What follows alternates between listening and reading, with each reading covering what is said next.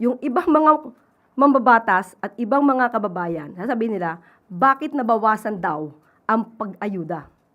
Ngayon naman, kay Congressman Irice, puro ayuda. Siguro dapat mag-usap-usap kayo para hindi kayo nagsasabog, no? Hindi iba-iba yung inyong mga sinasabi. Siguro dapat malaman ni Congressman Irice na hindi po lahat ng kanyang sinasabi, ipapaalam ko na sa kanya, na tama. Ang binigay po ng budget sa ngayon, nandiyan po, isa, edukasyon, infrastructure, disaster resilience. Ang edukasyon po ba ay proper? Wala po ba tong ayuda? Yung walang gutom ni Secrex. Ito ay parte ng budget. Yung 20 pesos na kada bigas, ay kada kilo na bigas. Yan ba ay hindi para sa ayuda? Yung LGSF na binibigay para sa mga local government units, hindi ba ito para sa ayuda? Kapag ka nagkakaroon ng kalamidad at pumupunta ang Pangulo sa mga apektadong lugar at nagbibigay ng financial assistance, hindi po ba yun ayuda? Kaya sabi nga po natin, bago magsalita, mag-aral po muna.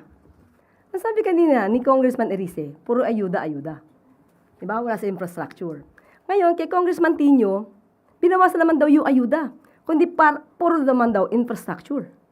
So, sino ba sa kanila nagsasabi ng totoo? Siguro dapat magsalita muna sila or mag-usap muna sila, sino ba sa inyo nagsisinungaling?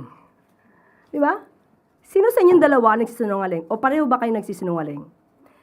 May mga pagkakataon daw po, kinausap po natin mismo ang DBM, may mga pagkakataon na malaki ang budget, let's say, ng UP, PGH, sa taong 2026. Kasi may proyekto dyan. Halimbawa, building.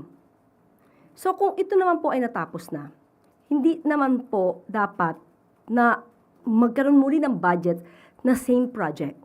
So, yun po yung minsan nagiging dahilan kung bakit bumaba o bakit tumataas kasi may particular na proyekto na dapat na gawin. So, kung natapos na po ito nung nakaraang taon, so hindi na po siya idadagdag sa nasabing ahensya kasi tapos na yung proyekto. So, ganun po yung sinabi ng DBM. And at the same time, yung budget ngayon, ang pagkakasabi po sa atin ng DBM, ang talagang unang supposed to be budget ay 11 trillion. Pero sinabi po ng Pangulo na unahin yung dapat na unahin, kaya po bumaba ito ng 7.2 trillion.